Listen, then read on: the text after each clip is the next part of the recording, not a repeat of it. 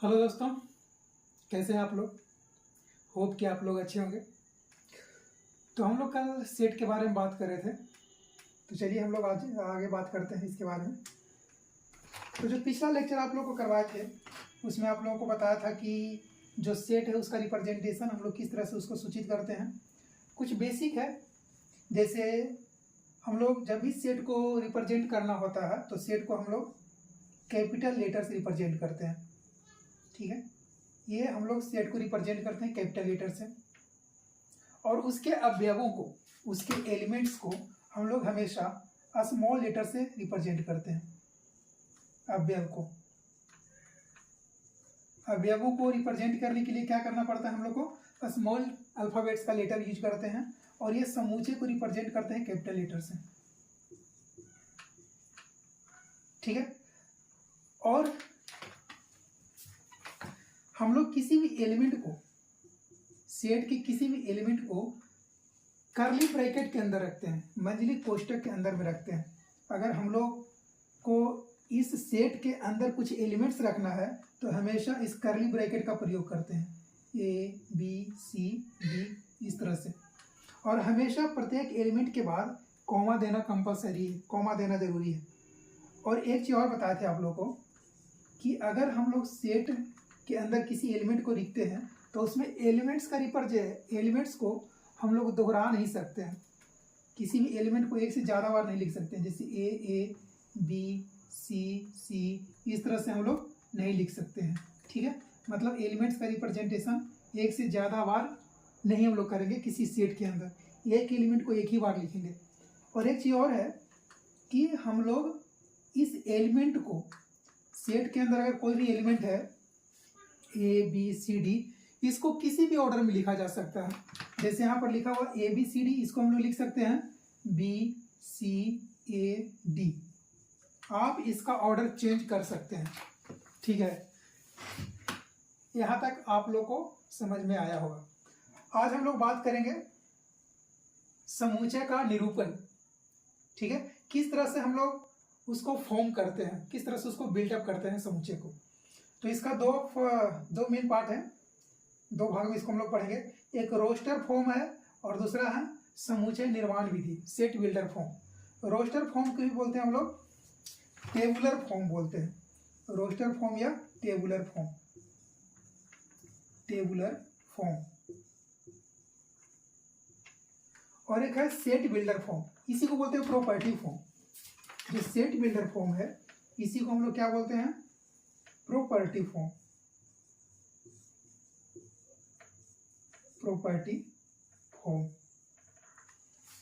Roster form, कुछ example देते हैं, एग्जांपल से आप लोग को और बेहतर तरीके से क्लियर होगा।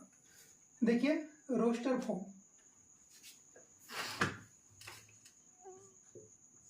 इसी को बोलते हैं टेबुलर फॉर्म। अगर हम एग्जांपल दें, 42 को विभाजित करने वाली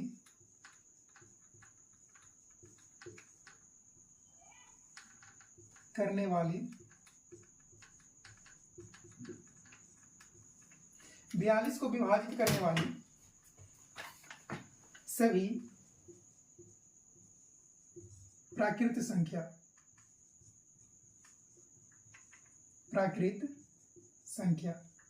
क्या क्या होगा। सबसे पहले देखते हैं 42 को कौन कौन सा संख्या विभाजित करता है। 1 से विभाजित होगा क्या, 2, 3, 4 से होगा क्या, 4 से नहीं होगा, 5 से नहीं होगा, 6 से होगा। क्यों, क्योंकि 2 और 3 से हो रहा तो 6 से होगा। 7, 8 से नहीं होगा, 9, 10, 11, 12, 13, 14, 14 से हो जाएगा। 15, 16, 17, 18, 19, 20, 21, फिर 42। ये हो गया आपका रोस्टर फॉर्म।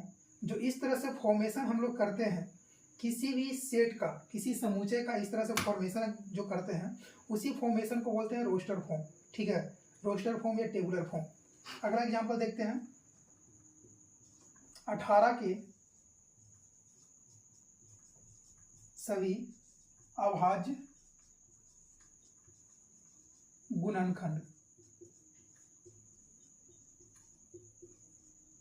18 के सभी अभाज्य गुणनखंड। ठीक है, कौन कौन सा गुणनखंड है 18 का? देखिए आप लोग, 18, 2 से 9, फिर 3 से 3, फिर 3 से 1। कौन कौन सा है? 2, 3, 3, 1। हाँ, तो इसका अभाज्य गुणनखंड कौन कौन सा हो गया? 2, 3, 3।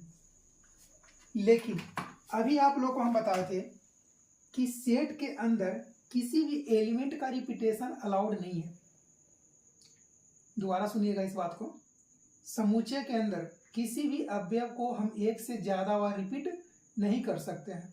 तो जो 3 और 3 अलग अलग बार लिखे हैं उसको सिर्फ एक ही बार लिख सकते हैं हम लोग।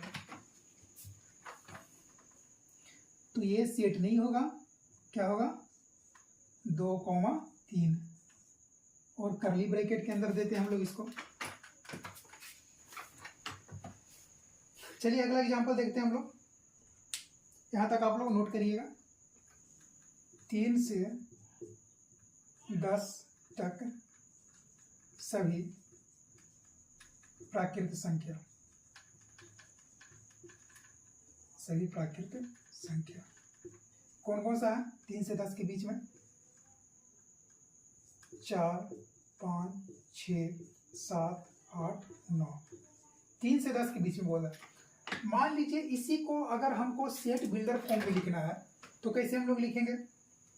ये जो आप रोस्टर फॉर्म है, इसको अगर सेट बिल्डर फॉर्म में लिखने का है तो इसी को हम लोग ऐसे लिख सकते हैं।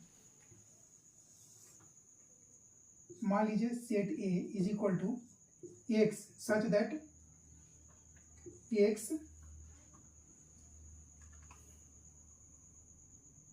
एक प्राकृत संख्या है, प्राकृत संख्या जो कहां से कहां लाई कर रहा है? 3 से 10 के बीच में लाई कर रहा है। ठीक है, एक्स एक प्राकृत संख्या है जो 3 से 10 के बीच में लाई कर रहा है। प्राकृत संख्या 3 से 10 के बीच लाई कर रहा है, ये 3 से 10 के बीच में। अगला देखिए, मान लीजिए अगर बोले अंग्रेजी वर्णमाला के अक्षर, अंग्रेजी वर्णमाला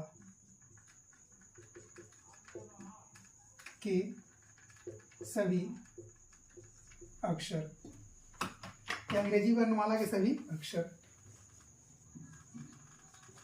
ठीक है, कौन कौन सा है?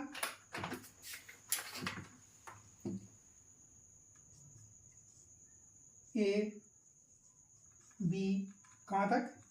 जेड तक।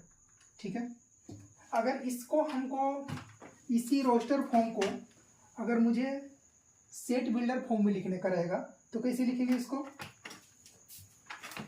मान लीजिए बी कोई सेट है, बी इज इक्वल टू, मान लीजिए बाई सच दैट, ये जो कॉलन है, ये जो डबल डॉट है कॉलन, इसको हम लोग पढ़ते हैं सच दैट। इसको याद रखिएगा आप लोग, सच दैट, इसको हम लोग सच दैट पढ़ते हैं। इस तरह से कॉलन लिखा रहता है उसको। B is equal to y such that, y अंग्रेजी वर्णमाला के अक्षर, बाई अंग्रेजी वर्णमाला, अंग्रेजी वर्णमाला के अक्षर। ठीक है, यहां तक कोई दिक्कत नहीं होना चाहिए। नोट करिए आप लोग, आपके पास कुछ क्वेश्चंस है, इस वीडियो को आप लोग पॉज करिए और ये सब क्वेश्चंस को आप खुद से अटेम्प्ट करिए। आप लोगों ने अटेम्प्ट किया। पहला क्वेश्चन देखते हैं। समीकरण x² + x - 2 = 0 का हल रोस्टर रूप में लिखें। ठीक है, ये समीकरण दिया हुआ है, इसको रोस्टर फॉर्म में लिखना है। सबसे पहले देख लें इसका जीरो क्या क्या है। इसको जीरो मतलब इसका शून्य क्या क्या है, इसका हल को निकालना है ना। तो क्या करेंगे, x² + 2x - x - 2 = 0। ठीक है, x common, x plus two, minus common x plus two बराबर 0। अब x minus one into x plus two बराबर 0, ठीक है ना। अब यहाँ पर इसका हल क्या क्या आया, एक 1 आया और एक -2 आया। तो मान लीजिए इसका जो समुच्चय है, सेट है, वो है ए इज इक्वल टू 1, -2। आप लोग आंसर आया? अगर आंसर आया होगा तो कमेंट में यस लिखिएगा, ठीक है। नहीं आया होगा तो इसको देखिए सीखिए आप लोग। देखिए अगला क्वेश्चन, समुच्चय x सच दैट x एक धन पूर्णांक है। अब आप लोग को बताए थे, याद करिएगा, आप लोग नंबर सिस्टम जब पढ़ा रहे थे आप लोग को प्रीवियस लेक्चर में, इसलिए आप लोग को बोल रहे हैं कि अगर वो लेक्चर, पहले वाला लेक्चर आप लोगों ने अटेंड नहीं किया है तो उस लेक्चर को सबसे पहले आप लोग जाके देखिए, यहाँ पर बेहतर तरीके से आप लोग को समझ में आएगा। चलिए देखते हैं। धन पूर्णांक संख्या क्या होता है, पॉजिटिव इंटीजर्स, जिसको हम लोग जेड प्लस से सूचित किए थे, बराबर 1, 2, 3, ये सब क्या है, धन पूर्णांक संख्या है ना। और एक्स स्क्वायर लेस देन 40 है।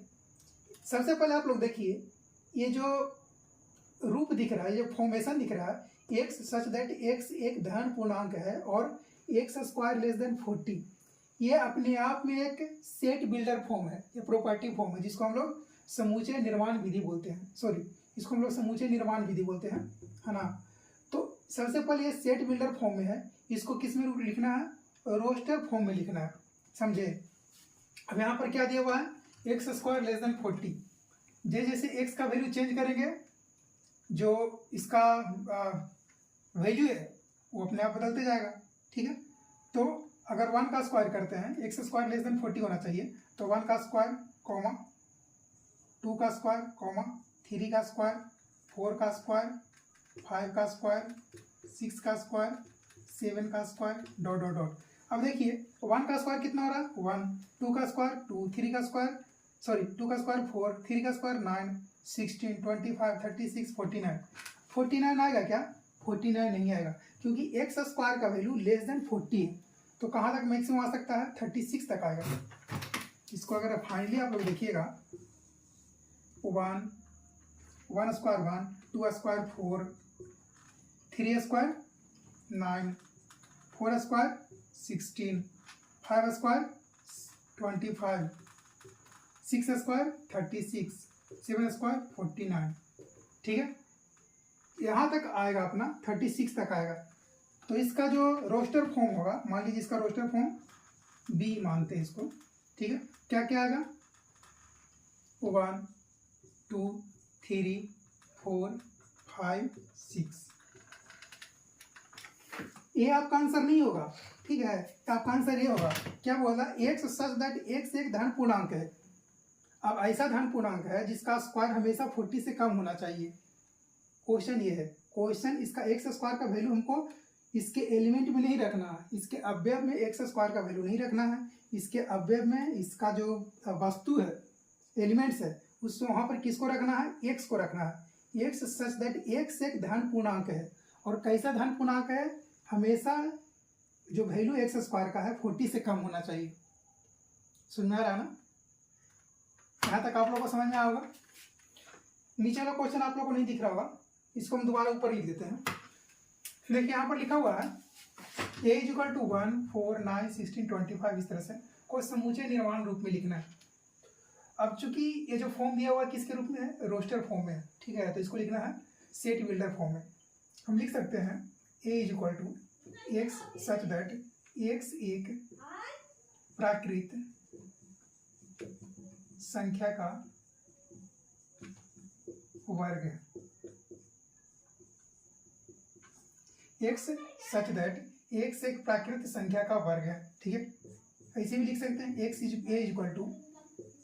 सच that x = n square, where n क्या है, n belongs to natural number. ये रिप्रेजेंटेशन, ये संकेत आप लोग को बताए थे जब नंबर सिस्टम पढ़ा रहे थे, रिकॉल करिएगा आप लोग लेक्चर को।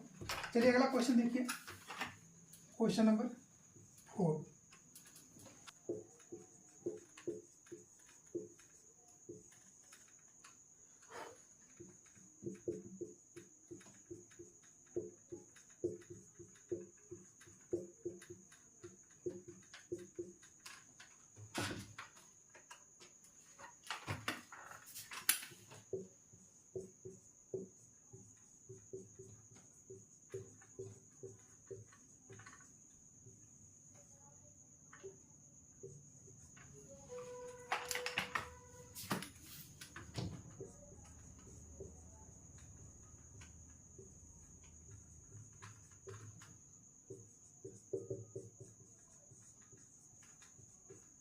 देखिए आप लोगों के पास इस तरह से रोस्टर फॉर्म में लिखा हुआ है 1/2, 2/3, 3/4, 4/5, 5/6, 6/7।